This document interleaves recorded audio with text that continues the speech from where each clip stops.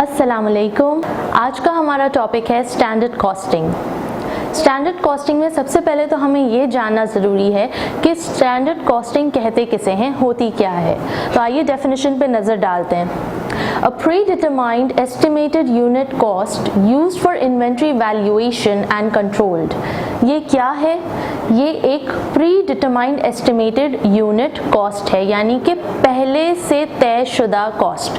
पहले से इस कॉस्ट को डिसाइड कर लिया जाता है कि हमारी स्टैंडर्ड कॉस्ट किसी भी प्रोडक्ट की क्या होगी। यानी कि अगर फ़र्ज़ करें मेरा मार्कर बनाने का बिजनेस है तो मेरे ये मार्कर कितने का बनेगा, that would be called my predetermined estimated unit cost. इस मार्कर को बनाने का मैंने समझा कि ये 10 रुपए का मार्कर मैं बना सकती हूँ, तो इस 10 रुपए के मार्कर को बनाने के लिए जो मेरी कॉस्ट आएगी वो होगी 10 रुपए।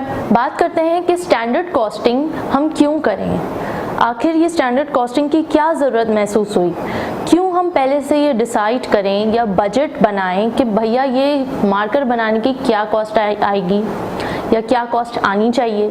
तो इसको डिसाइड करना क्यों अहम है, तो वो डेफिनेशन में ही उसका जवाब मौजूद है। Used for inventory valuation and control. Used for inventory valuation यानी कि इन्वेंट्री की वैल्यू पता लगाने के लिए और उस पर कंट्रोल करने के लिए हमें स्टैंडर्ड कॉस्ट के बारे में मालूम होना बहुत ज़रूरी है। यूजेस देखते हैं मज़ीद इसकी और क्या यूजेस हैं। जैसे कि डेफिनेशन में लिखा है, value inventories and cost production for cost accounting purposes. Cost का मालूम होना क्यों ज़रूरी है पहले से, इसलिए ताकि हम अकाउंटिंग कर सकें, हम ये तय कर सकें कि हमें कौन सा प्रोडक्ट बनाने में ज़्यादा प्रॉफिट अर्न होगा। फॉर एग्जांपल मेरे पास चॉइस है, मेरे पास इन्वेस्टमेंट है, पैसा है और मेरे पास चॉइस है कि मैं या तो मार्कर बना लूँ या डस्टर बना लूँ। तो मार्कर की कॉस्ट मैंने फाइंड आउट की, डस्टर बनाने की कॉस्ट फाइंड आउट की और फिर मैंने दोनों को कंपेयर किया कि भाई मुझे कौन सा प्रोडक्ट बनाना चाहिए, मुझे किस पे ज़्यादा प्रॉफिट मिल सकता है, लिहाजा मैं उस प्रोडक्ट पे चली गई। इट इज़ ऑल्सो पॉसिबल कि मुझे दोनों प्रोडक्ट्स बहुत ही हाईली प्रॉफिटेबल लग रहे हैं और मैंने दोनों को चूज़ कर लिया। It all depends upon your investment, the amount of money you have with you to invest. All right, next point, to act as control device. इसको कंट्रोल डिवाइस के तरह किस तरह इस्तेमाल कर सकते हैं? Control device by establishing standards, highlighting activities that are not conforming to plan and thus alerting management to areas which may be out of control and in need of corrective action। इसका जो दूसरा अहम किरदार है या अहम purpose है standard costing का, वो क्या है? कंट्रोल करना डिवाइस को। It's used as a controlling device. It's used as a controlling device से क्या मुराद है कि ये इस्टेब्लिश करते हैं स्टैंडर्ड्स को, highlighting activities that are not conforming to the plan. First of all, जब आपने स्टैंडर्ड कॉस्ट तय कर ली कि इस प्रोडक्ट को बनाने का मुझे अंदाजन 10 रुपए पड़ना चाहिए, so that's your standard cost, $10 budgeted cost. जब आपने एक्चुअल में उस प्रोसेस से गुजार दिया अपने रॉ मटेरियल को और आपने इन रियलिटी इस प्रोडक्ट को मैन्युफैक्चर कर दिया, तो आपको पता चला कि अरे इसको बनाने के तो 15 रुपए खर्चे आ रहे हैं, 15 रुपए का खर्चा आ रहा है। इसको बनाने का हमने क्या सोचा, स्टैंडर्ड कॉस्ट 10 रुपए, एक्चुअल में क्या हुआ? एक्चुअल कॉस्ट आ गई 15 रुपए। क्या हुआ? हमने देखा कि हमने सोचा कि 10 रुपए में बनाएंगे कॉस्ट और एक्चुअल में 15 रुपए लग गए, यानी कि 5 रुपए ज़्यादा लग गए। तो ये जो 5 रुपए का डिफरेंस है इसको कहते हैं वेरिएंस। इसको क्या कहते हैं? वेरिएंस। जैसे कि यहाँ पे गिवन है कि हमने क्या करना है, स्टैंडर्ड कॉस्टिंग का जो पर्पस है वो क्या करता है, as a control device act करता है, हेल्प करता है किसी भी कंपनी को, ऑर्गेनाइजेशन को एज अ कंट्रोल डिवाइस। किस चीज़ को कंट्रोल करने के लिए? By establishing standards, highlighting activities. ऐसी चीज़ों को, ऐसी एक्टिविटीज़ को हाईलाइट करता है जिसकी वजह से ये फ़र्क आया। हमने तो सोचा था 10 रुपये आने चाहिए, लेकिन एक्चुअल में 15 रुपये आ गए। अब क्या करें? 5 रुपए क्यों ज़्यादा लग गए?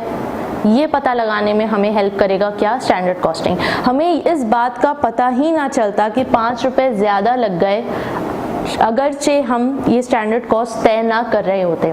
अगर हमने पहले से एक एक्सपेक्टेड कॉस्ट ना लिखी होती तो हमें ये अंदाज़ा ही नहीं होता कि हम एक्सपेक्टेड कॉस्ट से कितना ज़्यादा प्रोड्यूस कर रहे हैं, कितना ज़्यादा कॉस्ट इनकर कर रही है हमारा इस प्रोडक्ट बनाने के लिए। तो ये चीज़ हमें किसने बताई? स्टैंडर्ड कॉस्टिंग ने बताई। फ़र्ज़ करें हमने सोचा ही नहीं था कि हम कितने में बनाएंगे, हमने ना मार्केट में पता किया, ना सप्लायर से पूछा कि रॉ मटेरियल कितने का आप ले रहे हो और ये मार्कअप प्रोड्यूस करने के लिए क्या कॉस्ट आपकी आ रही है, कितना लेबर को दे रहे हो, हमने कुछ नहीं पूछा। हमने डायरेक्टली अपने मन मुताबिक जो है कॉस्ट रख ली। हमने सोचा कि भाई 20 रुपए का बनना चाहिए, और जब एक्चुअल में जब हम प्रोसेस से गुजरे हमने देखा कि 15 रुपए का बन रहा है। तो 15 रुपए का बन रहा है तो यानी कितने का डिफरेंस आ रहा है? अगेन 5। लेकिन ये कम है या ज़्यादा है? ये कम है। तो अब हमें अब भी नहीं पता चलेगा कि भाई क्या असल सिनेरियो। क्यों नहीं पता चलेगा? क्योंकि हमने इस 20 रुपए को अपने मन धड़क 20 रुपए लगा दिए। स्टैंडर्ड कॉस्टिंग में स्टैंडर्ड कॉस्ट आप तय करोगे मार्केट सिनेरियो को देखते हुए। आप तय करोगे कि भाई मार्केट में जो सप्लायर्स बैठे हैं वो कितने का बना रहे हैं और एक्चुअल में उनको कितनी कॉस्ट पड़ रही है। तो आप उस मुताबिक, उस अंदाजे के मुताबिक मार्केट सर्वे के बाद आप ये फैसला करोगे कि भाई मुझे अपनी स्टैंडर्ड कॉस्ट अपने प्रोडक्ट की क्या रखनी चाहिए। और वंस जब आप ये रख लेते हो, तय कर लेते हो और फिर आप परफॉर्मेंस में लग जाते हो, एक्टिविटी को प्रैक्टिकली इम्प्लीमेंट करते हो, इस प्रोडक्ट को मैन्युफैक्चरिंग पे लेकर जाते हो, मैन्युफैक्चर करके जब प्रोडक्ट सामने आ जाता है तब आप देखते हो कि आपकी एक्चुअल में कॉस्ट कितनी आई। और जब आप उस बजटेड कॉस्ट और एक्चुअल कॉस्ट को कंपेयर करोगे, जो भी डिफरेंस आएगा उसको कहते हैं वेरिएंस। उसको क्या कहते हैं? वेरिएंस। ये हम अगले लेक्चर में वेरिएंस को इन डिटेल पढ़ेंगे। अभी हम देख रहे थे कि फ़ायदा, स्टैंडर्ड कॉस्टिंग का फ़ायदा। तो ये फ़ायदा है नंबर 1, इन वैल्यू इन्वेंट्रीज, कि हमारे पास कितने का स्टॉक रखा हुआ है हम उसे वैल्यू कर सकते हैं, हम अपनी कॉस्ट अकाउंटिंग पर्पसेस के लिए इस्तेमाल कर सकते हैं। और नंबर 3, हम इसको एज अ कंट्रोल डिवाइस इस्तेमाल कर सकते हैं। किस चीज़ को कंट्रोल करना है? एक्टिविटीज़ को which are not conforming to the plan. Highlight करेगा ना कि अरे आपने तो क्या सोचा और क्या हो गया, प्लान के मुताबिक नहीं चले। अच्छा, फिर अलर्टिंग मैनेजमेंट को अलर्ट करने के लिए इन एरियाज विच में be out of control and need of corrective action, कि जो एरियाज आउट ऑफ कंट्रोल हो रहे हैं और जिनको तवज्जो की ज़रूरत है, जिनमें इन्वेस्टिगेशन की ज़रूरत है कि भाई ये 5 रुपये कम या ज़्यादा क्यों आए, क्या चोरी हो रही है या मार्केट में प्राइसेस हाई हो गई हैं या फिर आपका कोई कॉम्पिटिटर आ गया है, व्हाटएवर, या सप्लायर सिर्फ एक ही बचा है या लॉकडाउन हो गया है, क्या वजूहात रहीं कि जिसकी वजह से ये डिफरेंस आया। That is called investigation of your variance. Okay,